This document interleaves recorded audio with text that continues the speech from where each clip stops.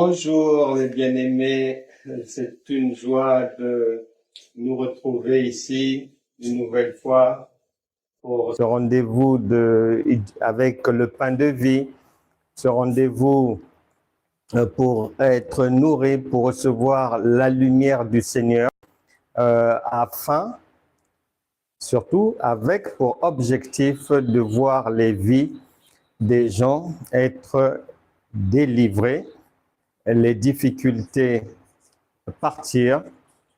La Bible déclare dans les psaumes que dans leur frayeur, ils crièrent à l'Éternel et l'Éternel envoya sa parole qui les guérit.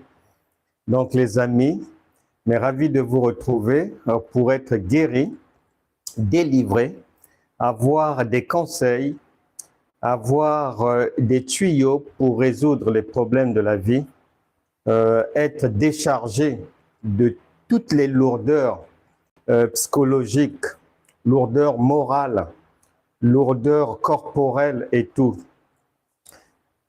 Asseyez-vous, prenez place et puis cette parole va nous faire du bien.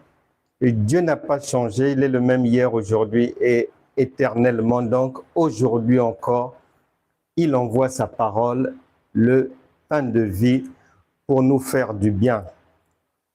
Mes salutations, je vous salue les amis de l'île Maurice où ce week-end on a passé un très bon moment dans cette conférence. Béni, mais merci à vous pour vos bienfaits, pour votre amour, pour votre accueil. Et je sais que Hébreux chapitre 6, verset 10, c'est pour vous, car Dieu n'oublie jamais les bienfaits de quelqu'un et il vous le rendra au centuple et continuera à vous faire du bien. Salutations aussi à nos amis qui sont du côté de Rodrigue, du côté de l'Afrique, de l'Europe, des Amériques. Salutations à vous tous. Nous allons rentrer dans notre cours de ce jour, mes bien-aimés. Ce cours, c'est niveau deuxième année, le chapitre 8, Assumez votre divinité. C'est l'intitulé de ce chapitre, Assumez votre divinité. Et c'est le cours 487. Encore une fois, bonjour. Bienvenue tout le monde. Shalom. Nous entrons dans notre cours intitulé « Dieu redresse ce qui est courbé ».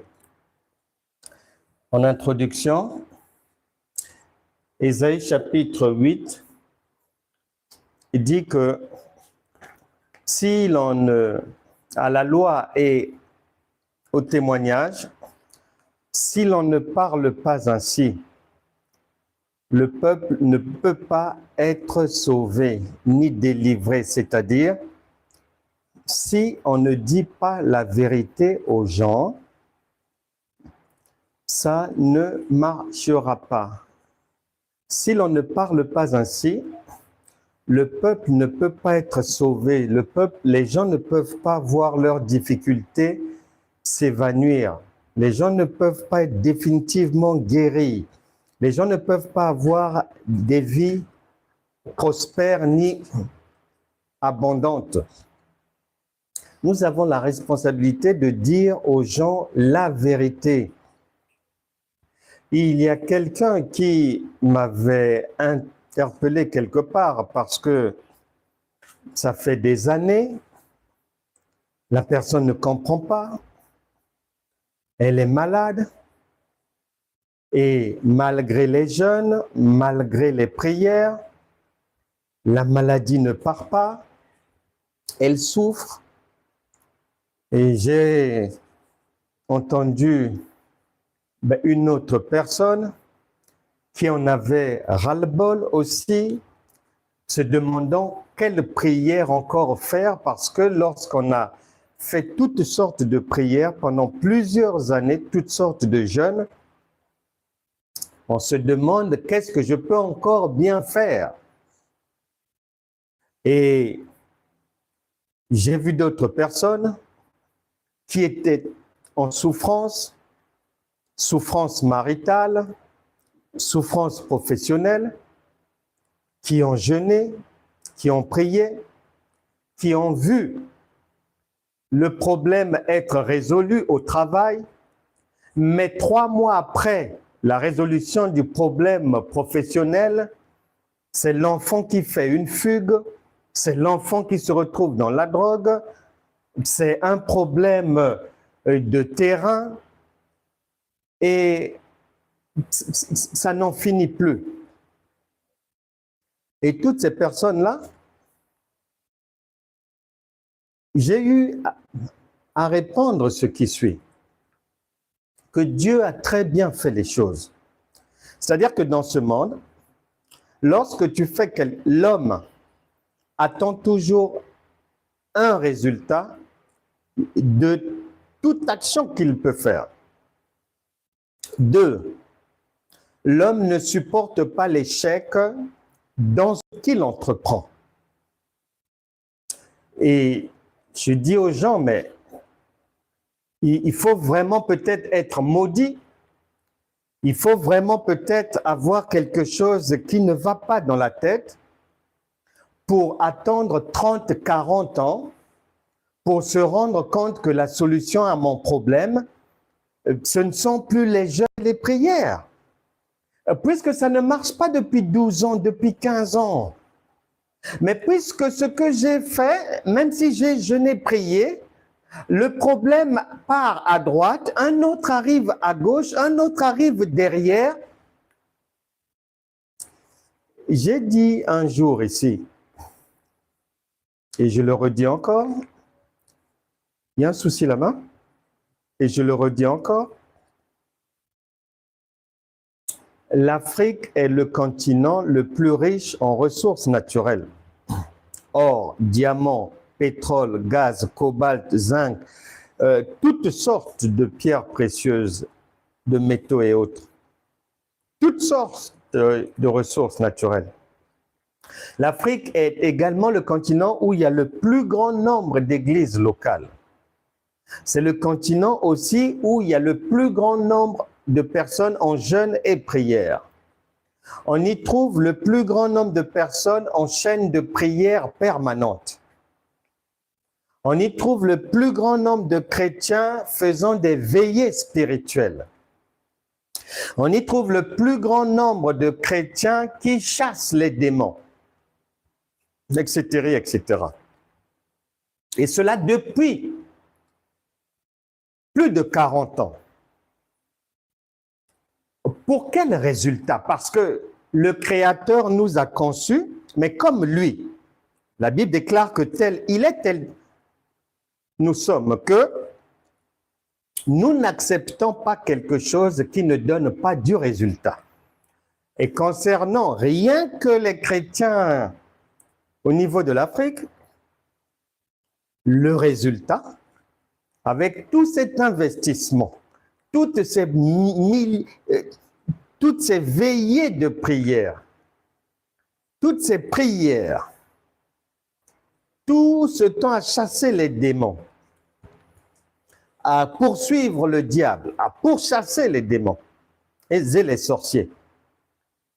Résultat, en général, l'immense majorité de ces chrétiens-là, après 40 ans, vivent dans des environnements sans eau courante, sans électricité. Ils n'ont pas d'hôpitaux, ils n'ont pas de routes, ils n'ont pas de structures ferroviaires, ils n'ont pas, les retraités n'ont pas leur pension de retraite. Quand bien même ces gens travaillent, parfois ils ont 100 mois d'arriérés de salaire, si ce n'est plus. Les étudiants n'ont plus leur bourse dans beaucoup de pays. Une misère totale. Jusqu'à quand? Mais continuer à faire des choses ou marcher avec un Dieu qui ne donne pas du résultat. Une maman ne laisse pas son enfant dans la difficulté. Et Dieu est amour, comment est la question? Les gens ne se posent pas des questions. Proverbe chapitre 16, verset 20, « Celui qui réfléchit sur les choses trouve le bonheur. » Mais les gens ne veulent pas réfléchir. La plupart des chrétiens veulent avoir une marche chrétienne sans cerveau. Ça ne marchera pas. Et c'est pour ça que les gens souffrent jusqu'à aujourd'hui. Malgré les prières, malgré les jeûnes, malgré toutes sortes d'acrobaties. L'heure de la vérité est arrivée. Lorsque tu fais quelque chose qui ne donne pas de résultat, ce n'est pas dans la nature humaine de rester dans ce qui ne marche pas, non. Et puisque ces mêmes chrétiens, au travail, n'acceptent pas ce qui ne marche pas. Et deuxième conclusion, dans ce panorama chrétien depuis 40 ans, deuxième conclusion, c'est que au-dessus de ces millions, des centaines de millions de chrétiens, les autorités sont toujours des satanistes, des antichrists. Que ce soit les ministres, les directeurs d'entreprise, directeurs d'administration, les députés, les sénateurs, les présidents de ceci, vice-présidents de cela, premier ministre, vice-premier ministre, président, et toute la clique. Ce ne sont pas des chrétiens. Et lorsqu'un chrétien, lorsqu'il copte un chrétien, ça ne se passe jamais comme avec Joseph ou avec Daniel. Joseph et Daniel, lorsqu'ils sont cooptés par Pharaon, par un roi impie, pour l'autre, ils finissent par faire l'unanimité. Et les impies acceptent leur Dieu. Et les impies ont besoin de leur sagesse pour voir les pays avancer. Mais dans ce siècle présent, je prenais l'exemple de l'Afrique, lorsque les autorités nomment par exemple un pasteur, mais chose bizarre, ce pasteur ne parvient jamais à emmener à Christ ses collègues francs-maçons, satanistes et autres. Mais c'est plutôt toujours lui qui se fond dans leur moule. Ça a trop duré. Et jusqu'à quand? Les gens ne vont pas se réveiller. Éphésiens chapitre 5, verset 14. Réveille-toi, toi qui dors. Pour comprendre que ce qu'ils font là, il faut se poser la question, est-ce que nous sommes avec Dieu? Est-ce que nous sommes avec un demi-dieu? Est-ce que nous sommes avec un faux Dieu? Est-ce que nous sommes avec un Dieu cafard? C'est le moment de se poser les bonnes questions. Et nous voulons dire la vérité aux gens. Car Dieu a donné un cerveau, c'est pour réfléchir. Tu ne peux pas continuer à faire des choses qui ne marchent pas. C'est ce que la parole de Dieu nous demande de faire, dire la vérité aux gens. Et en Luc chapitre 24, verset 45, cela explique pour partie pourquoi une multitude de chrétiens avance à l'aveuglette, faisant année après année, mois après mois, les mêmes rituels, les mêmes veillées, les mêmes traversées, les mêmes ceci, ne changeant jamais. Ou c'est la reculade. Pourquoi? Parce que la Bible déclare en Luc chapitre 24, verset 45, non, Luc chapitre 24, verset 16 d'abord, et ensuite 45, que si Dieu ne t'ouvre pas l'esprit, tu ne peux pas comprendre Dieu et tu ne peux pas le voir. Raison pour laquelle Jésus nous avait prévenu en Matthieu chapitre 7, verset 13 à 14, que la large majorité ira dans la perdition. Mais nous voulons que cela s'arrête et nous parlons du sujet « Dieu redresse ce qui est courbé ». Et je crois que si tu prêtes attention, ouvre bien les oreilles parce que beaucoup de chrétiens écoutent sans écouter, ils perdent leur temps. Et ils passent à côté de l'essentiel de la vie. Apparemment, ça rentre là, ça sort là. On ne comprend pas. Mais de grâce, fais l'effort de comprendre, prends des notes. Parce que c'est la vie qui se joue. Et Dieu parle tantôt d'une manière, tantôt d'une autre.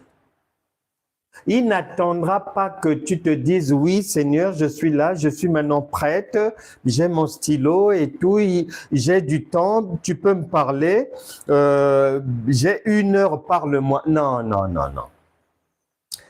C'est le diable qui sera envoyé pour t'éduquer.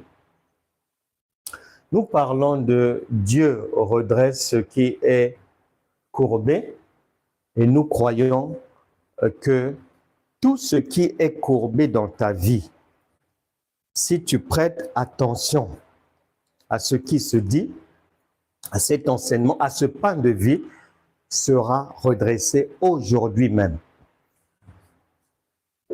C'est-à-dire, en Luc, chapitre 24, on fait comprendre à tout le monde. Ce n'est pas une histoire d'être chrétien. Ce n'est pas une histoire d'être pasteur. Non. Tu peux être pasteur, tu peux être docteur, tu peux être prophète, mais les yeux fermés et sans intelligence divine. Et tu peux être un chrétien lambda, gentil, serviable, n'injuriant pas les autres, faisant des prières, jeûnant, donnant de l'argent, mais aveuglé complètement. C'est pour ça que Jésus a dit, il y a des aveugles, donc, qui sont des pasteurs, des bergers, qui conduisent des aveugles, des brebis. Les deux groupes ne comprennent rien, pensent comprendre Dieu, passent du temps dans des choses, soi-disant des activités dites chrétiennes, peuvent jeûner, peuvent prier, mais tout en demeurant dans les ténèbres, l'obscurité. Ils ne peuvent rien comprendre.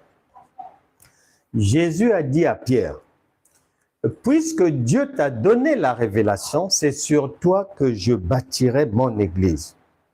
Bien-aimé, Dieu ne bâtit pas en dehors de la révélation. Or, la plupart des chrétiens, la plupart des églises fonctionnent d'une manière charnelle, avec des activités qui n'ont rien à voir avec le spirituel, mais que l'on considère comme spirituel.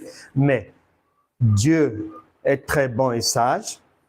Comment l'homme va savoir qu'il s'est trompé? Mais lorsque ça ne marche pas. Ou lorsque ça commence bien et ça se termine mal. Alors que la Bible déclare, mieux vaut la fin d'une chose que son commencement. Nous voulons transmettre le renouveau. D'abord dans la pensée et dans la compréhension des Écritures, afin que le Saint-Esprit t'ouvre les yeux.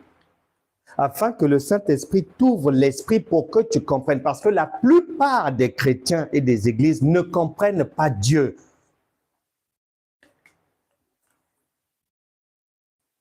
Deutéronome chapitre 30, verset 15. Deutéronome chapitre 30, verset 15. Il est dit ceci. Deutéronome chapitre 30, verset 15, que je trouve ma page. 30, verset 15. Vois, je mets aujourd'hui devant toi la vie et le bien, virgule, la mort et le mal. Et au verset 19, il est dit, j'ai mis devant toi la vie et la mort, virgule, la malédiction et la bénédiction. Non, la bénédiction et la malédiction. Choisis la vie afin que tu vives toi et ta postérité. Choisis la vie. J'ai mis devant toi la vie et la mort. Bien-aimé, dans tout ce que tu pourras faire, même dans ta marche chrétienne, soit elle est bonne, soit elle est mauvaise. Et lorsqu'elle est mauvaise, Tu peux ou ne pas t'en rendre compte, mais tu penses que tu es sur la bonne voie. Tu penses que, soi-disant, tu suis des enseignements, mais si ta vie ne change pas, et ta vie, le changement dans la pensée de Dieu, c'est pas selon toi, c'est selon le regard social. Ce sont les gens qui doivent dire, oui, elle a Dieu. Oui, il a Dieu. La Bible déclare que les gens voudront suivre chacun un juif parce que ils sauront qu'il a Dieu avec lui. Qu'en est-il de toi? Est-ce que tu es dans le bon chemin? Parce que dans toute décision que tu vas prendre dans la vie, dans tout ce que tu fais, dans tous les endroits où tu rentres, tu sors, les gens que tu fréquentes, tout ça là, soit c'est bien, ou soit tu t'es déjà trompé depuis longtemps, depuis même 7 ans. Et les conséquences, tu sauras plus tard que tu t'étais trompé dès le départ. Et la Bible déclare que non seulement il y a 2 voies, mais tu ne dois jamais aussi oublier que dans 2 Corinthiens chapitre 13 verset 11, il est dit, ces voies-là, si tu es sur la bonne voie, on ne parle pas de la mauvaise, si tu es sur la bonne voie, c'est-à-dire tu partiras du niveau 0, c'est-à-dire de l'enfance, de l'esclavage, par exemple, du niveau où on ne connaît rien, par exemple, du niveau de la souffrance, pour aller vers l'âge adulte, la facilité, la liberté, la guérison, la délivrance, l'abondance, le repos. Dans ta marche chrétienne, dans ta vie, en toute chose, tu devras aller de la petitesse à la grandeur. Et plus tu vas avancer réellement, moins tu devras souffrir et moins tu feras d'efforts. C'est la logique biblique. Et tu ne devras jamais oublier aussi Jean chapitre 3, verset 12. Il y a des connaissances, des choses, des aptitudes qui sont purement terrestres. Il y a des églises terrestres, charnelles. Et il y a la connaissance céleste, celle qui est révélée. Il y a les choses célestes qui n'ont rien à voir avec les choses terrestres. Tu devras sur cette route-là, non seulement être à même de d'abord avoir l'Esprit de Dieu réellement, être à même d'avoir la révélation divine, ensuite de prendre les bonnes décisions, ensuite de grandir dans tout ce que tu feras, ensuite de respecter que les choses simples, basiques, ce sont les choses terrestres et les choses célestes, ce sont les plus extraordinaires. Et la différence entre les deux, les choses terrestres, les gens te voient les faire. Quand tu jeûnes, quand il y a un programme de jeûne, quand vous priez, quand vous levez les bras, quand vous louez soi-disant le Seigneur, vous avez tout ça là. Ce sont des attitudes terrestres. Les attitudes célestes sont reliées à l'esprit, c'est spirituel. Les yeux ne voient pas, l'oreille n'entend pas. 1 Corinthiens chapitre 2, versets 9 à 11. Ce que l'œil n'a point vu, l'oreille n'a pas entendu, des choses qui ne sont point montées au cœur de l'homme, que Dieu nous a révélées par son esprit, car l'esprit sonde même les profondeurs de Dieu. Donc, tu dois savoir faire le distinguo avec tous ces paramètres-là, lorsque tu veux marcher avec Dieu, mais puisque Dieu a bien fait les choses, il a dit la nature elle-même ne vous enseigne-t-elle pas? Mais dans la nature, partout, à l'école, dans un club de foot, dans un parti politique, dans un syndicat, à la mairie, partout, à l'hôpital, tout est bien rangé, bien ordonné. On ne construit pas une maison dans le désordre, demande à des maçons. Il y a un soubassement d'abord, il y a des choses à respecter, il y a des étapes que tu ne peux pas brûler. Donc cet ordre-là, en plus, il est dit que Dieu est un Dieu d'ordre. Cet ordre-là, si tu ne respectes pas ces ordres-là, tu es déjà égaré. Et tu auras du mal à voir les choses mauvaises et courbées de la vie être redressées. Tu auras du mal. Nous allons maintenant aller voir. Pourquoi? Parce que accuser, c'est facile.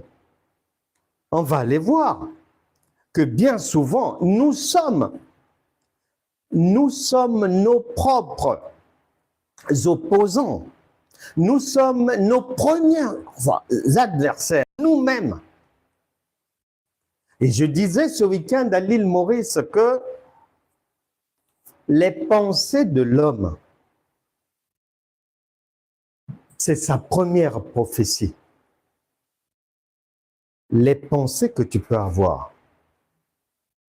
Maintenant, soit ta pensée est bonne et tu vas avancer, ou soit elle est mauvaise et le mal aura du mal à partir. N'oublie jamais, en toute chose, il y aura toujours deux alternatives.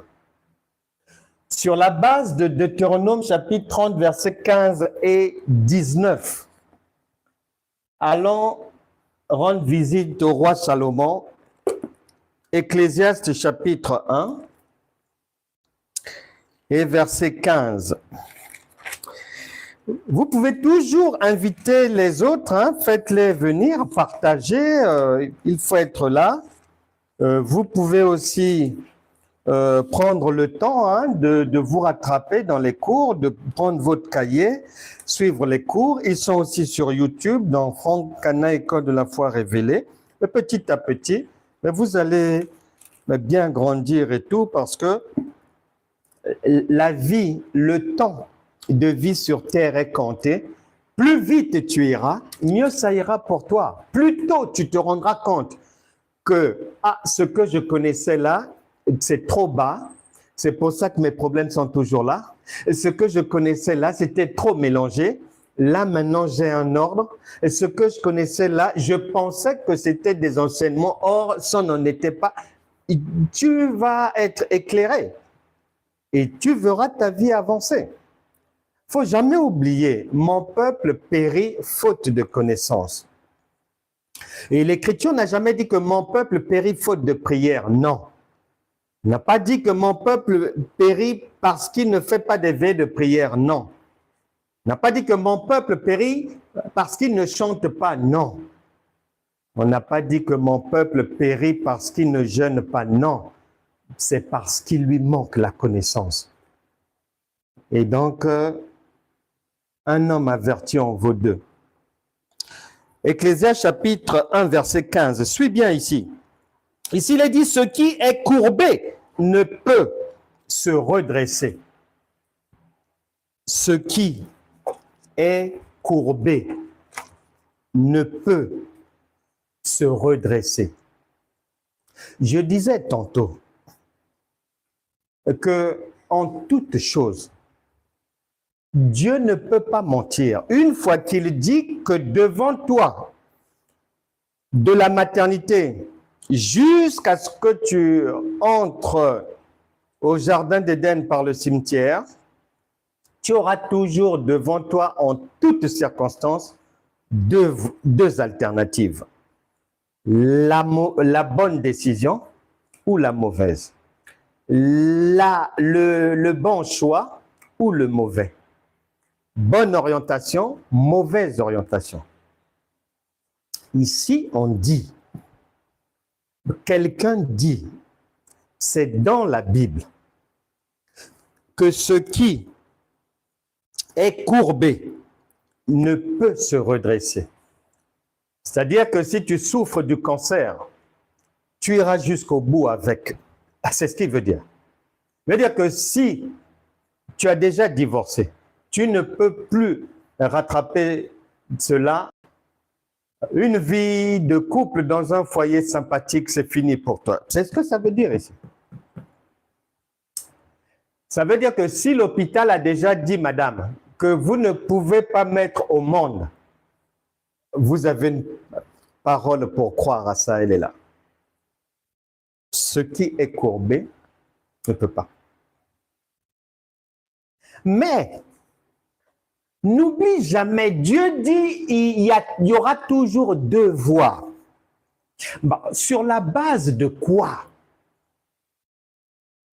tu vas te morfondre? Est-ce que tu as vérifié quelle est l'autre alternative? Allons vérifier maintenant. Vu qu'il y a toujours deux voies. Psaume 145. Psaume 145, verset 14. Psaume 145, verset 14. Écoute bien. Ici, le roi David, lui, qui dit, « L'Éternel soutient tous ceux qui tombent, virgule, et il redresse tous ceux qui sont courbés. » Tu entends? Salomon, un roi, lui dit, dans Ecclésiaste 1,15, que une fois que tu rentres à l'hôpital, tu ne sortiras pas de là. Une fois que ton enfant te dit que maman, oublie-moi jusqu'à ta mort, eh bien c'est fini. Ça ne pourra plus s'arranger. Ça, c'est Salomon, c'est ce qu'il dit. Mais son père, David, le roi David, lui aussi un roi, lui vient dire non. Dieu redresse tout ce qui est courbé. Qui croit? L'un dit que non, ton problème là, c'en est fini. De toute manière, tu connais personne, il n'y aura personne pour t'aider. L'autre vient dire non, Dieu aide quiconque. Romains chapitre 10, verset 13, quiconque invoquera le nom du Seigneur, il trouve le secours. Dans ta vie de tous les jours, dans ta marche dite chrétienne, qui suis-tu? Qui crois-tu? Quel pain as-tu accepté de manger? Malheureusement, la plupart des chrétiens ont accepté le pain de la douleur. Ils ont accepté que ce qui est courbé ne se redresse pas. Ils ne le disent pas peut-être par leur bouche, mais leurs actes sont l'expression de l'acceptation de leur situation tordue, courbée. Beaucoup. 1. Le groupe de ceux qui pensent que devenir chrétien, comme on est à l'image de Dieu, de Jésus, donc on est venu pour souffrir comme lui, on doit porter sa croix. Ce groupe-là habite à Ecclésiaste 1,15. Leur adresse spirituelle est là-bas. Le groupe de ceux qui pensent que, en tout cas, tant que je suis dans le Seigneur, le diable est derrière moi, je dois livrer le combat spirituel, je ne dois pas dormir, jeûner, veiller, prier, être vigilante, vigilant et faire dormir l'arme à la main ou ne pas dormir carrément, souffrir pour sauver ma peau. Ces gens-là, leur adresse spirituelle Ecclésiaste 1,15, en contradiction totale avec Matthieu chapitre 11, verset 28. venez à moi, vous tous qui êtes chargés, fatigués, et je vous donnerai du repos. En contradiction totale. Le groupe des gens qui disent « Ah oui, Dieu fera. Ah, vaut mieux qu'on souffre aujourd'hui pour bien vivre demain. Ah, même si ça ne marche pas. Mon âme est déjà sauvée. Gloire à Dieu. Je jouirai de la vie dans l'éternité. » Ce troisième groupe-là de maudits, leur adresse spirituelle aussi, c'est Ecclésiaste chapitre 1, verset 15. Il y a plusieurs groupes comme ça qui habitent à Ecclésiaste 1, 15, en contradiction totale avec les Écritures. Et il ne faut pas oublier que la Bible déclare que chacun est esclave de ce qui a triomphé de lui. Et tous ces groupes-là qui acceptent la douleur, qui pensent que c'est normal qu'ils souffrent, qui pensent que c'est la volonté de Dieu qu'ils soient dans la souffrance, eh bien, Job chapitre 3, verset 25 a dit « Ce que je crains, c'est ce qui m'arrive. » Donc, toutes ces personnes-là se sont trompées de voie. Depuis Deutéronome 30, 15 et 19, ces gens se sont trompés, sans le savoir, s'égarant, se maudissant, demeurant dans des difficultés à n'en plus finir, en chantant, en louant soi-disant le Seigneur, dans la joie de façade et la bonne humeur d'apparence. Mais, n'oublie jamais que Jésus a expliqué dans l'évangile de Matthieu qu'il y a 4 types de croyants, 4 types de cœurs, 4 types de terre, de semences. 4 types. Et sur les 4, il y a un seul cœur, une seule personne, un seul croyant qui habite spirituellement au psaume 145, verset 14, qui dit que Dieu redresse tout ce qui est courbé. Tu vois le danger, tu vois pourquoi ta vie n'avance pas. Lorsque tu prends une décision, lorsque tu acceptes de faire quelque chose sur la base d'un verset biblique, beaucoup se trompent comme ça. Beaucoup se sont égarés comme ça. Beaucoup souffrent comme ça, sur la base d'un seul verset biblique. Beaucoup. Et les gens souffrent de toutes sortes de difficultés. Il y a des gens qui sont chrétiens, chrétiennes, mais qui ne s'en sortent pas. Parce que, 1, faute de connaissance, 2, l'impatience, et plusieurs autres raisons. La Bible déclare que la sagesse de Dieu, elle est infiniment variée. Puisqu'on te dit qu'il n'y a que 2 voies, soit la mauvaise voie, soit le bon conseil. Maintenant, ça ne s'arrête pas là. Vous qui allez trop vite, vous qui prenez les décisions sans réfléchir, vous qui aimez le bruit, vous qui pensez qu'en faisant du bruit, le Saint-Esprit va te permettre d'avoir la révélation.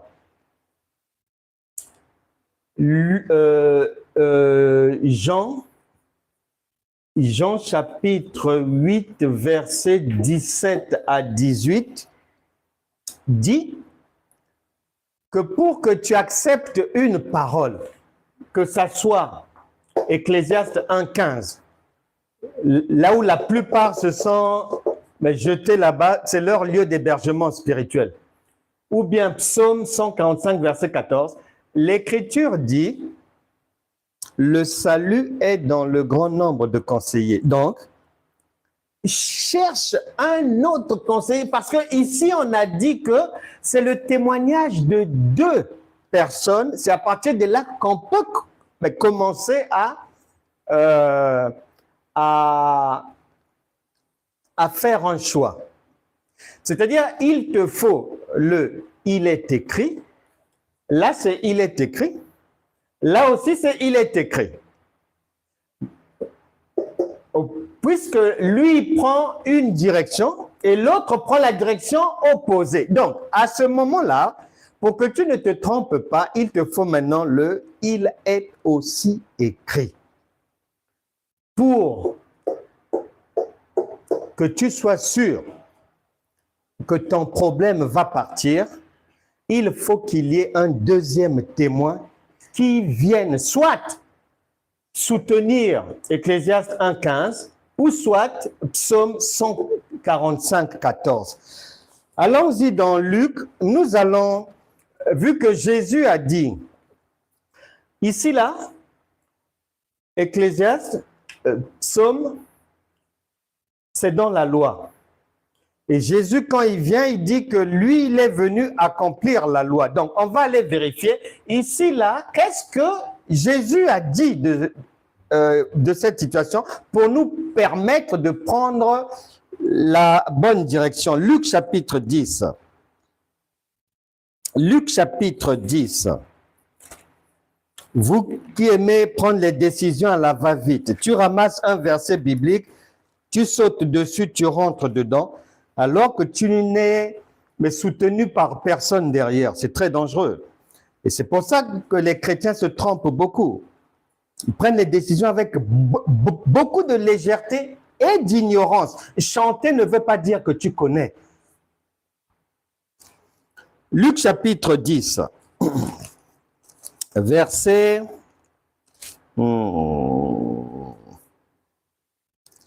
Luc chapitre 10, non, c'est pas Luc chapitre 10, c'est Luc chapitre 13. Luc chapitre 13 à partir du verset 10. Luc 13, verset 10. Jésus enseignait dans une des synagogues le jour du sabbat. Ta délivrance, ta guérison, la fin des problèmes dans ta vie, la réussite des études de tes enfants, tes finances, le calme dans ton foyer, le nombre d'enfants que tu veux avoir, ton mariage, tout ça là, le point de départ. Tu entends? On a dit Jésus enseignait. On n'a pas dit qu'il chantait. Mon peuple périt à faute de connaissance. Et ici, on parle de l'enseignement, la nourriture, on parle du pain de vie, c'est-à-dire qui résout réellement les problèmes des gens. Pas ces soi-disant enseignements que quelqu'un prend depuis 17 ans, mais ces problèmes tournent toujours là, sont toujours les mêmes, ça ne part pas et tout. Mais ce n'est pas un enseignement. Ou bien ce sont des enseignements pour enfants, c'est du lait, du biberon. Jésus enseignait dans une des synagogues le jour du sabbat. Et voici, il y avait là une femme possédée d'un esprit qui la rendait infirme depuis 18 ans. Elle était courbée. Donc, comme aujourd'hui, puisqu'il n'y a rien de nouveau, il y a des chrétiens comme ça, de longue date, mais les vies sont courbées. Les vies sont courbées, c'est-à-dire, on la voit aller au temple. Elle jeûne beaucoup, elle prie beaucoup. Elle se voile même, elle est respectueuse, très polie. Elle s'habille décemment, gentille. Mais lorsque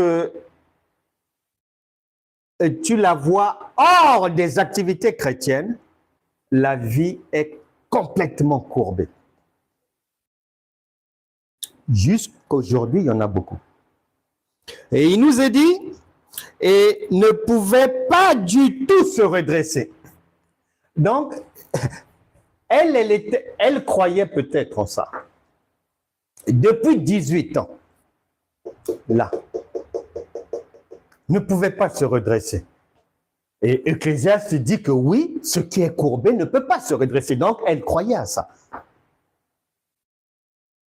Dieu fera. Même si je souffre ici, je serai belle et heureuse dans l'éternité. Waouh! C'est ça. Cette sœur était dans ses croyances, la fausse croyance. Croyance basée sur un verset biblique. Alors que la Bible dit que pour que tu acceptes, il faut que tu aies ce qui est écrit et ce qui est aussi écrit. Il faut le témoignage de deux. Et ici, on vient dire, lorsque Jésus la vit, Jésus lui adressa la parole et lui dit, « Femme, tu es délivrée de ton infirmité. » Et il lui imposa les mains. À l'instant, elle se redressa et glorifia Dieu. Donc, pour nous, c'est clair. Puisque Dieu avait dit, il y a deux chemins seulement, nous faisons le choix du psaume 145, verset 14, puisque Jésus est venu confirmer que non. Laissez ce que Salomon a dit pour d'autres personnes, pour les enfants, parce qu'on est d'abord enfant. Donc, le fait de croire que ma vie ne va pas changer, c'est normal tant que je suis un enfant, c'est normal. Mais quand j'ai grandi, Jésus vient dire non. Toi, tu dois basculer chez David maintenant. Et tu n'as plus l'âge des enfants pour croire à tout et pour demeurer dans la défaite. Un adulte, lui, bascule dans la victoire par la compréhension et la connaissance. Donc, Dieu, il redresse effectivement, nous avons les preuves, il redresse toute situation qui est courbée. Et je crois que toi qui m'écoutes, je ne sais pas depuis combien d'années il y a des départements courbés dans ta vie, mais crois en cette parole, appelée le pain de vie. On n'a pas besoin de faire des choses compliquées. Dieu est esprit. De là où tu es, prépare déjà ton cœur. C'est la fin de ton calvaire. Bascule, change de trajectoire, change d'autoroute. Dans ton cœur, passe de Ecclésiaste 1,15 au psaume 140. Même si ton pasteur t'avait dit, oh non, ma soeur, c'est pas grave. Même si tu ne mets pas au monde avec ton mari, c'est pas grave. Bon, tu pries. Jeûne, prie pour la conversion de ton mari et quand il sera converti, il va plus facilement accepter la situation et il saura que son âme est sauvée et toi aussi. Peut-être que Dieu a prévu que vous n'ayez pas d'enfant dans la chair, mais en esprit là-bas dans l'éternité. Non, ma soeur, viens, rejoins-nous vite s'il te plaît. C'est aujourd'hui, tu changes de trajectoire. Laisse Ecclésiaste 1,15 pour les enfants. Nous aussi, on a cru à ça, que ce qui est courbé ne peut pas être redressé. Mais lorsqu'on a grandi, on ne peut plus croire à ça, c'est pour les enfants. Dieu n'est pas un homme pour mentir, pour dire que quand on vient à lui, on a le repos. Et comment marcher avec un Dieu qui... Pied droit, il dit que viens, tu vis dans le repos. Et pied gauche, il dit que non, tu ne dois pas dormir. Il faut jeûner, prier matin, midi. Non, ah non. Soit c'est le repos, ou soit c'est l'égarement. 2 Thessaloniciens, chapitre 2, verset 9 à 12. Aujourd'hui, le calvaire doit cesser. Beaucoup de gens souffrent des pratiques mais d'une manière involontaire lorsqu'ils étaient jeunes, ou des pratiques, des traditions familiales. Et aujourd'hui, ils en payent le prix. On emmenait les enfants peut-être aller se laver au bord d'une rivière. On faisait manger aux gens, il y a beaucoup de gens dans des fêtes étranges et tout. Beaucoup de nourriture, des viandes étranges et tout. Les gens mangeaient ça pendant beaucoup d'années. Lorsque les parents font des fêtes et tout, toi, tu es innocent, innocente, donc tu suis le mouvement. Et il y a beaucoup de gens, les parents ont été dans des choses bizarres, des sectes, des pratiques bizarres, que ce soit Maïkari et Kankar, toute la FBU, toutes sortes de christianisme céleste, toutes sortes d'obscurités. Et les gens en subissent les conséquences aujourd'hui. Quand même ils sont chrétiens. Il y a des familles où les gens, il y a eu des déclarations, que ce soit dans les couples avant de divorcer, des paroles méchantes, des déclarations qui ont maudit les vies des gens. On va redresser ça aujourd'hui par la puissance du Saint-Esprit. Il y a quelqu'un qui un jour m'avait dit, c'est une coutume dans leur environnement, dans leur clan, c'est comme ça. Jusqu'à aujourd'hui, lorsqu'un enfant vient au monde sans placenta, est enterré sous un arbre. Il pratique ça jusqu'à aujourd'hui. Mais la vie de la personne ne marchait pas. Et quand je lui ai posé certaines questions sur sa vie, et la personne me le dira, je lui dirai, mais c'est normal. Mais puisque dès la naissance, on enterre la vie, donc c'est pas possible que la vie marche. Si tu es dans cette posture, aujourd'hui tu sors du cimetière aujourd'hui. Il y a d'autres personnes, pour les maudire,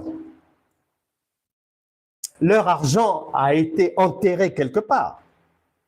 L'argent est des fois les gens de mauvais cœur. Ils prennent ton argent, ils font des invocations dessus et ils jettent cela aux toilettes pour que ta vie financière devienne... Beaucoup de gens vivent ça. Mais ces situations vont être redressées aujourd'hui. Et il y a beaucoup de gens aussi, les coutumes familiales, toujours. J'ai entendu plusieurs fois des gens, au moment de voyager ou d'aller faire un examen, la bénédiction des parents, c'était le père crache sur son visage et dit des paroles et tout.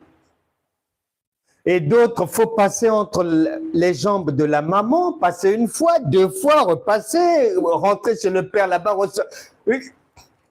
Toutes ces actions-là ont des significations spirituelles qui vont engendrer des difficultés. Il y a beaucoup de gens qui souffrent, ils jeûnent, ils prient, ils ne comprennent pas, ils ne savent pas pourquoi ils souffrent.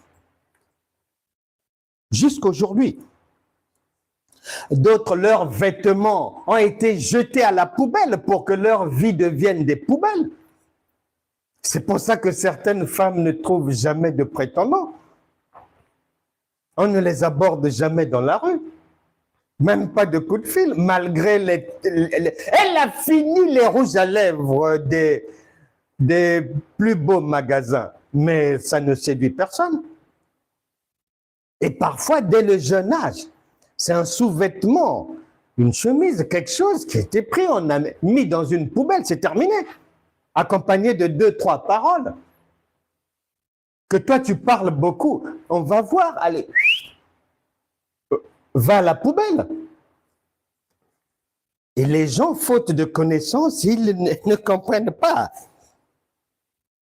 Et souvent, j'entends des gens qui disent, mais j'ai prié. J'ai jeûné. Ah, je suis fatigué. C'est parce que, non seulement ils sont dans l'ignorance, mais ils ne font pas ce qu'il faut faire. Ils n'ont pas la connaissance qu'il faut pour sortir du... Prier ne veut pas dire que tu connais. Jeûner ne veut pas dire connaître, non. Même un rat peut prier, peut jeûner, c'est rien. Et d'autres personnes ont été emmenées dans des cimetières de nuit et tout, des cérémonies comme ça. Et ces choses laissent des traces spirituelles sur les vies des gens.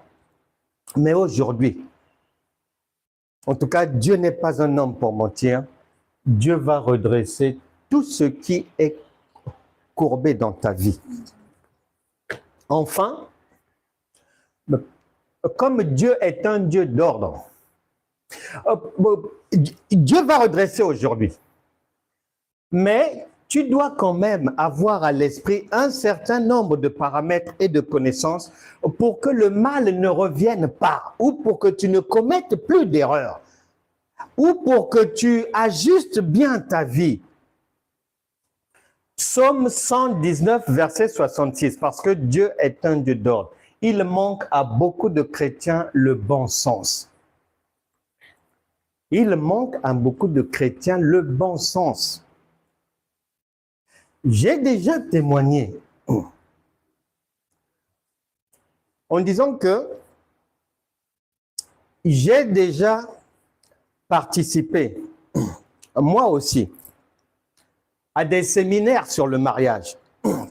Parce que ça soit à droite, que ça soit à gauche, dans ma marche chrétienne, j'entendais toujours, mais que ça soit dans des prédications, ah, le mariage c'est un combat.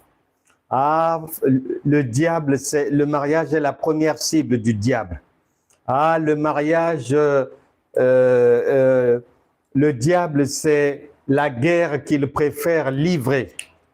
Vraiment, il faudra souffrir pour son mariage. Toutes les choses comme ça. Ah, le mariage, il y a toujours les sorciers dedans. Ceci, cela. Ah! Donc, nous aussi, ça nous influençait. Et puis, on acceptait ces paroles-là. Et ce qui fait qu'à l'époque, mais concernant le mariage, j'habitais spirituellement à Ecclésiaste 1,15. Et ce qui m'avait poussé, moi aussi, à aller suivre des trucs de formation sur le mariage parce qu'on avait peur. Parce que le mariage, le diable tire dessus. Donc, on a aussi été dans des séminaires, si cela, attention là, attention comme ça, la nuit, il faut faire ceci, avant de dormir, il faut prier comme ça, le matin, il faut faire ceci. Tout ça. On a suivi ça. Mais gloire à Dieu. Un jour, j'ai entendu un pasteur. Nous étions 4 dans la voiture.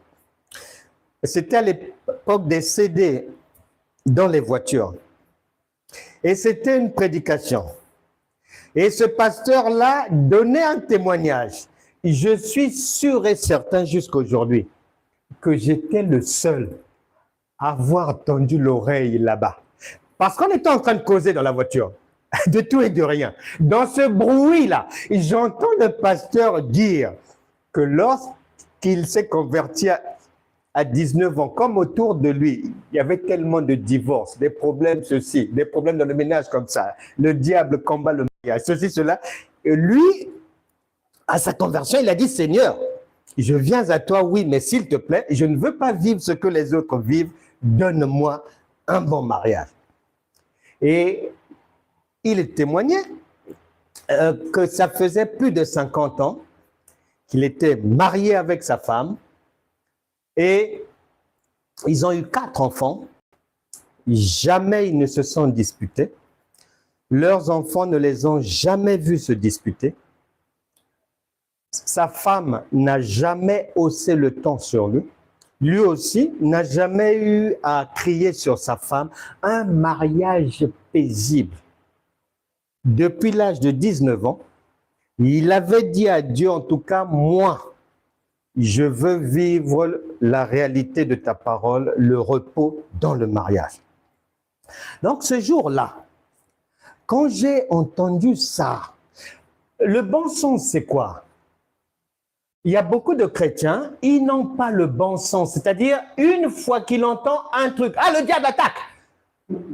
Son cerveau, en fait, c'est téléchargé, archivé, réarchivé, que le diable attaque. Moi, ce jour-là, je me suis dit, ce n'est pas pour rien que Dieu m'a permis d'entendre ça. Et j'ai entendu ça une seule fois dans ma vie, il y a plusieurs années. 2, je me suis dit, oh, j'ai fait des trucs sur le mariage, des séminaires, j'ai été de ceci, cela. Mais si les problèmes dans le mariage ou des mariages alambiqués existent, mais donc un mariage heureux aussi existe. Et moi, j'ai cru ce jour-là que si Dieu m'avait permis d'entendre ça, c'est que c'était ça ma portion. Et de nous 4 dans la voiture, je suis sûr et certain, j'étais le seul à avoir prêté l'oreille et j'ai capté. Et merci Seigneur, j'ai cru ce que ce pasteur avait dit. J'ai cru en cette parole. Et jusqu'à présent, je vis la parole en laquelle j'ai cru. Et toi, maintenant, tu crois en quoi? Parce que si tu m'as remplacé dans les séminaires sur le mariage parce que le diable attaque, en tout cas, toi-même, en faisant cela, en croyant à cela, tu prépares déjà le terrain des affrontements, des bagarres, des disputes, de ceci, de cela. Non, ayez du bon sens à partir d'aujourd'hui. Deuxième point, le caractère. Le caractère de quelqu'un, je l'ai dit ce week-end à l'île Maurice, ton caractère est ton premier prophète de ta vie. Ton caractère est le premier prophète de ta vie. Il y a des gens, ils sont chrétiens, zélés et tout, mais ils n'écoutent jamais les conseils. Ça ne peut pas marcher. Non. Il y a des gens qui connaissent déjà tout. Ça ne peut pas marcher. Non. Il y a des gens qui, lorsqu'ils parlent avec toi, elle prend 58 minutes et dans l'heure, elle te laisse 2 minutes pour parler. À chaque fois que tu veux placer un mot, elle coupe. Tu veux, elle reprend, elle récupère la parole vite. Qui parle trop? Non, non, ça ne passera pas. Non, non, non, non, ça ne passera pas. Non, non, non, non, il faut de l'équilibre dans la vie. Non. Il y a des gens, alors que la parole de Dieu dit, 2 Corinthiens chapitre 13, verset 5, examinez-vous vous-même pour savoir si vous êtes dans la foi. Ils ne s'examinent jamais. Ils pensent que comme il prie, comme il est jeune, mais comme la personne connaît 1200 chansons de gospel, comme la personne fait des veillées de prière, mais il n'y a plus le temps à la réflexion. C'est fini. Avec ce qu'elle fait pour elle, Dieu est content. Voilà. C'est une soldate du royaume de Dieu. Tout est accompli. Non, dans notre royaume, ça ne se passe pas comme ça. Tu dois t'examiner afin que ce que Dieu va redresser aujourd'hui ne puisse plus se courber encore. J'écris des livres depuis longtemps et la mère de ma première fille, elle aimait bien lire mes livres.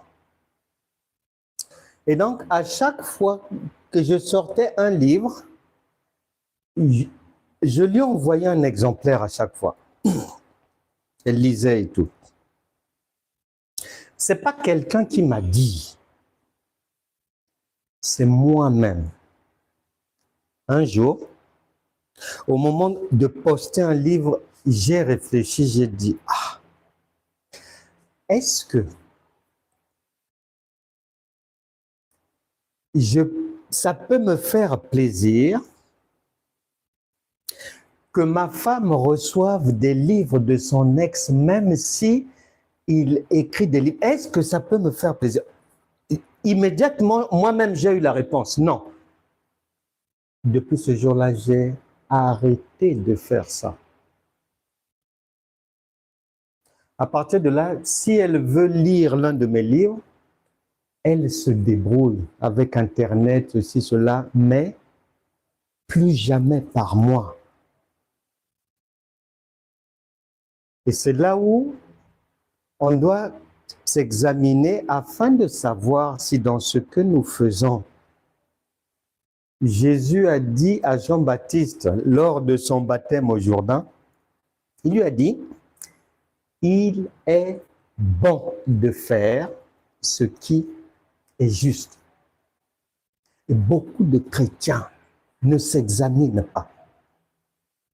Prier ne veut pas dire s'examiner, non. Jeûner ne veut pas dire s'examiner, non. Chanter, n'en parlons même pas. Il faut faire attention. Et les gens restent longtemps à vivre à Ecclésiaste chapitre 1, verset 15, parce que, c'est-à-dire, ils prennent Dieu pour un homme plus. Psaume 23, verset 1, l'Éternel est mon berger, je ne manquerai de rien. Donc, chaque verset qu'ils lisent, qui est au temps futur, eux aussi planifient leur guérison, leur délivrance, le succès dans leur business dans le futur. Oublions que Dieu n'a pas de futur, il n'a pas de passé, de là-bas, de l'éternité de là-bas, jusqu'à l'autre éternité, il occupe tout l'espace. Et le psaume 33, verset 9 vient dire, quand Dieu a parlé, il dit, et la chose arrive. Nous les hommes, psaume 23, verset 1, l'Éternel est mon berger, je ne manquerai de rien. Pour nous, c'est au futur. Mais dans la pensée du Saint-Esprit, c'est quelque chose qui existe déjà dans le monde spirituel et tu verras cela s'accomplir d'une manière physique. Si quand tu dis à quelqu'un, bon, je t'emmènerai la semaine prochaine au cinéma, tu dis à l'enfant, je t'emmènerai la semaine prochaine au cinéma, tu vas réellement le faire la semaine prochaine. Mais si c'est le Saint-Esprit qui te dit que tu seras au cinéma la semaine prochaine, ça c'est physiquement, mais spirituellement, aussitôt dit, aussitôt fait. Donc c'est là où on ne doit plus se tromper. Le futur, c'est pour les enfants. Dieu est je suis. Lui, c'est le temps présent. D'ailleurs, le livre de la Genèse explique bien, après avoir travaillé 6 jours, le 7e jour, le Seigneur avait fini. La Bible dit que tout ce qu'il avait fait, Dieu a vu que c'était très bien, tout ce qu'il avait fait, et il s'est reposé. Donc, il n'y a pas quelque chose dans la pensée de Dieu qu'il va faire plus tard. Non, tout est déjà fait. Et Jésus est venu dire, tout est accompli. Donc, pour que les choses restent bien debout et que ça marche dans la vie, ta perception doit aller dans la même direction de celle de Dieu. Lui, il est au présent. Toi, ne sois pas là-bas. Non, n'attends pas. Crois que c'est déjà fait. C'est le présent. Ensuite, n'oublie pas ta divinité. Jean chapitre 14, 12, Jésus dit, vous ferez de plus grandes œuvres que moi. Question. Si tu ne te mens pas et tu ne nous mens pas. Si tu dis que Jésus est Dieu, bon, comment peux-tu faire, c'est lui qui parle, de plus grandes œuvres que lui, si tu n'es pas au moins Dieu, au moins, au minimum, pour faire au minimum? Il faut qu'on m'explique. C'est lui qui parle. Il dit que vous ferez de plus grandes œuvres que moi. Mais au lieu d'aller dans cette direction, les gens rentrent dans les égouts. Ah non, ce monde appartient à Satan. Ah, nous, les chrétiens, on attend seulement l'enlèvement. Ah, ici, là, les francs-maçons. Ah, ça, c'est chez eux. Ils sont chez eux ici. Nous sommes seulement étrangers et voyageurs, marchant pour nous sans faire de bruit ici. Ici, ce n'est pas ce qu'on a dit. Ici, on dit que moi, Jésus, Dieu, ce que j'ai fait, ah, c'est rien. Vous allez, lorsque vous allez recevoir le Saint-Esprit, faire de plus grandes œuvres. Question, est-ce qu'il a menti lorsqu'il dit ça? Première question. Deuxième question, est-ce que tu crois en ce qu'il a dit? Troisième question, comment vas-tu pouvoir faire de plus grandes œuvres que lui si au minimum tu n'es pas aussi Dieu comme lui? Répondez. Voilà les bonnes questions. Les réponses à ces questions sont plus importantes que la danse roulée ici. Et oui. Donc là, très important. Si tu ne marches pas avec ta divinité, si tu la laisses à Satan, si tu la confies au démon, si tu marches dessus ou tu jettes ta divinité, c'est-à-dire tu ne t'occupes même, c'est-à-dire quand tu lis ta Bible, quand tu arrives à Jean chapitre 14, verset 9, dès le verset 9, tu commences à somnoler. Tu commences à somnoler après, tu te réveilles au verset 17. C'est-à-dire, tu évites d'avoir les yeux sur Jean chapitre 14, verset 12, parce que là-bas, on a dit que tu es au-dessus de Jésus. Donc, non. Non, non, ouvre tes yeux et assume ta responsabilité. Il faut assumer ta responsabilité. Enfin, pour que les choses restent debout, pour que la vie soit toujours belle, Dieu est amour. Il faut que tu manifestes un amour véritable, authentique. Matthieu chapitre 22, verset 37 à 40 dit, Jésus est en train d'aller enseigner quelque part. Il y a des gens qui l'arrêtent dans la rue. Oui, je vous écoute. Maître, nous, il y a Moïse qui nous a donné sa loi. Et ça fait des siècles qu'on est dedans, les 10 commandements. Et toi, tu enseignes quelque chose. Ton enseignement, là, il y a combien de commandements là-bas? Il dit non, non, c'est plus simple. Ah bon? Il dit oui, chez moi, bon, Moïse vous a donné 10. Moi, non, non, non, je ne suis pas venu pour surcharger les gens. Moi, seulement 2 commandements. Ah bon, lequel? Aimez le même Dieu que Moïse vous a montré. Et puis, aimez votre prochain comme vous-même. Maintenant, quand tu poses cette opération-là, c'est comme ici, là, où Jean, voilà, c'est comme ici, un verset que les gens fuient au lieu de l'affronter. Quand tu vas poser cette opération, il dit 2 commandements.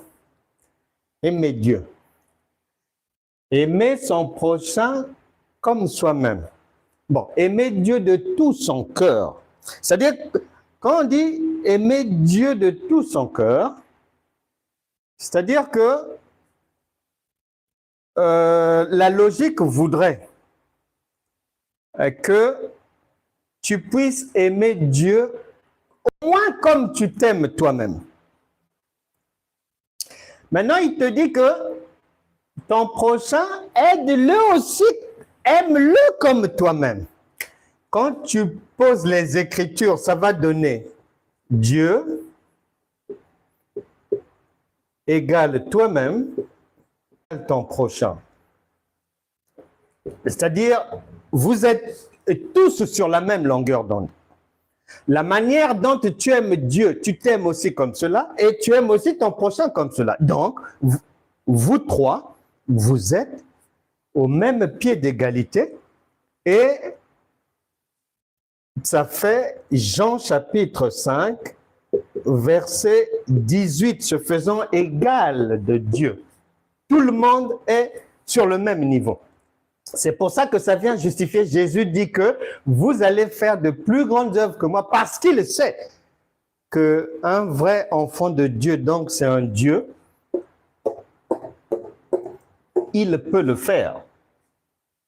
Et cet amour véritable, il doit être vraiment véritable. Malheureusement, beaucoup d'enfants de Dieu, les vies sont courbées parce que ils jeûnent, ils prient, gentil, ceci, cela. Oui, c'est bien tout ça. Mais il y a beaucoup de gens qui souffrent parce que leur cœur est un cœur de pierre. Leur cœur n'est pas bien. Une femme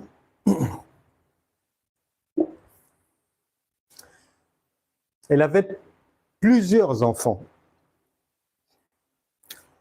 Elle rencontre quelqu'un qui n'avait pas plusieurs enfants comme elle. Le monsieur accepte de l'épouser. Ils s'installent ensemble, ils se marient. Et le monsieur adopte, il récupère tous les enfants de la femme. Il s'en occupe très bien. Ils grandissent. Les enfants deviennent majeurs. 5 enfants. Un jour, l'un de leurs voisins est expulsé de son logement. Et ce voisin-là avait des enfants de 11, 12 ans, 13 ans, 3. Ce voisin-là était l'ami du monsieur. Pendant qu'on expulse du logement la famille, le monsieur vient, il appelle, le voisin vient appeler le monsieur et lui dit vraiment aide-moi en attendant avec madame qu'on fasse des acrobaties pour trouver un nouveau toit. Comme les enfants fréquentent ici, est-ce que avec madame, vous pouvez nous garder les enfants juste le temps qu'on trouve rapidement quelque chose? Le monsieur, il a accepté. La femme a refusé. Ils ont discuté.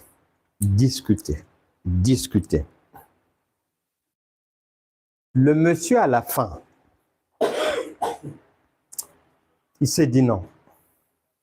J'ai l'habitude d'écouter ma femme, mais là, non, ce n'est pas un bon fait. Non.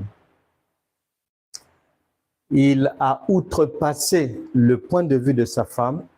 Il a récupéré ces 3 enfants-là.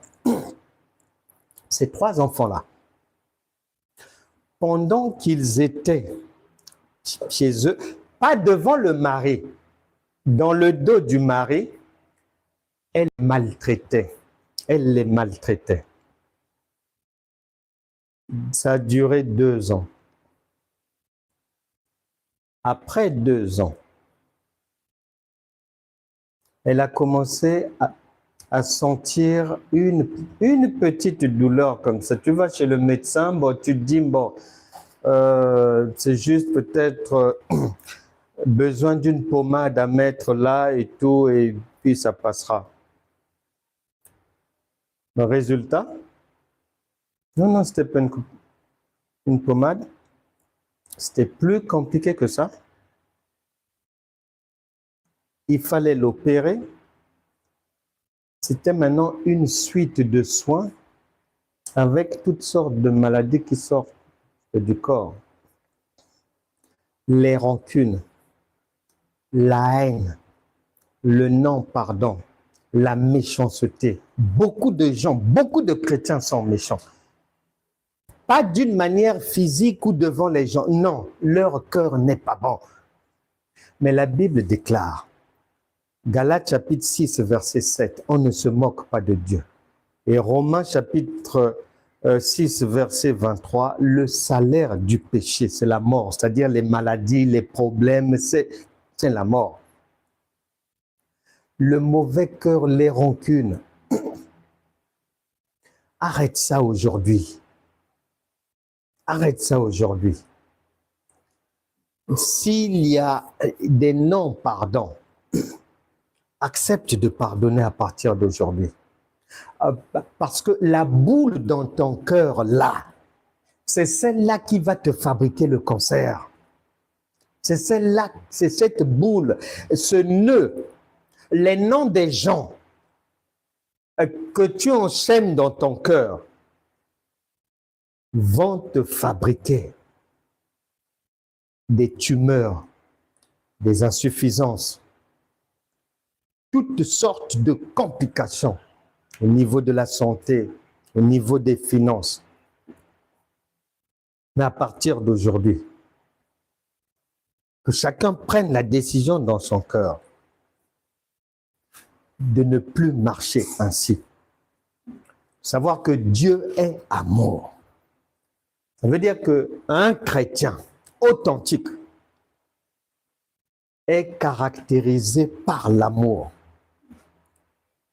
L'amour au-dedans et l'amour visible à l'extérieur. Pas un amour bancal, non. Pas un amour d'apparence. Pas une vitrine, non, Dieu voit tout. Mais un véritable amour. Il se pourrait que tes finances étaient courbées jusqu'aujourd'hui parce que ton cœur n'est pas bien. Que Dieu change les cœurs de pierre aujourd'hui en cœur de chair. Il se pourrait que tu as perdu ce procès parce que devant les hommes, tu te dis juste, mais Dieu te trouve injuste. Ça s'arrête aujourd'hui. Plus rien ne soit comme avant pour toi aujourd'hui, à partir de maintenant. Que toute chose qui n'avait pas marché dans ta vie, que toute chose qui était courbée, soit maintenant redressée, debout. La parole de Dieu déclare, Psaume 107, verset 19 et verset 20, dans leur frayeur, dans leur difficulté, ils crièrent à l'Éternel qui envoya sa parole, qui est guéri. Que toute personne malade sorte maintenant de la maladie. Touche ton corps là où tu as mal. Que le mal disparaisse maintenant. Que tout esprit démoniaque qui persécute ta vie disparaisse à partir d'aujourd'hui. Tout ce qui n'avait pas marché dans ta vie va marcher à partir d'aujourd'hui. Si tu veux poursuivre dans ton entreprise, vas-y maintenant. Que les clients viennent chez toi, venant du nord, du sud, de l'est et de l'ouest, en nombre illimité. Sois prospère, va de l'avant. Les proches qui étaient partis, tu les verras revenir à partir d'aujourd'hui. Les enfants malades reçoivent maintenant la guérison dans les maisons. Que tout ce qui était obscur, douleur dans le dos, insomnie chronique, céphalée, douleur au bras, douleur à l'épaule, reçois la guérison maintenant. Que tout ce qui souffre depuis des années, toutes ces personnes qui me viennent aussi à l'esprit, ces familles qui souffrent, toutes ces personnes soient délivrées aujourd'hui. Que toutes ces personnes qui ont longtemps séjourné dans des hôpitaux psychiatriques du fait de la dépression soient libérées aujourd'hui au nom de Jésus. Gens qui souffrent du diabète, du surpoids, des insomnies, soyez libres à partir d'aujourd'hui. Que toute malédiction, tout fétiche qui a été fait pour maudire une vie s'arrête aujourd'hui. Que quiconque a maudit ta vie, que sa propre vie reprenne cette malédiction. Toute arme forgée contre toi soit sans effet. Tu dormiras bien à partir d'aujourd'hui. Que les grâces de Dieu abondent dans ta vie. Que toute conspiration, tout complot, tout montage, toute diffamation contre toi, contre ta maison, verra leurs auteurs être confus, exposés, disgraciés publiquement. Tu verras ces choses s'accomplir.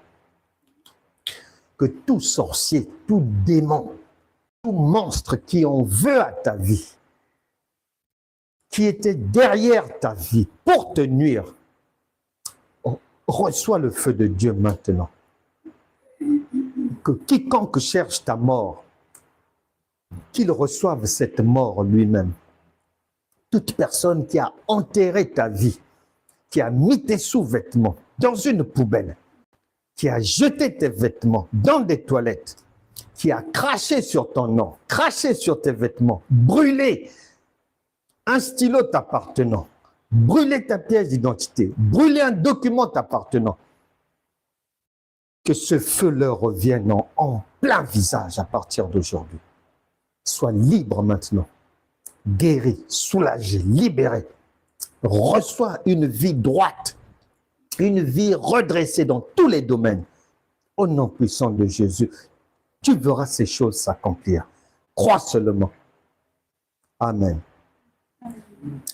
Et la Bible déclare, il y a plus, Actes des Apôtres, chapitre 20, verset 35, il y a plus de bonheur à donner qu'à recevoir, et c'est ça l'amour de Dieu.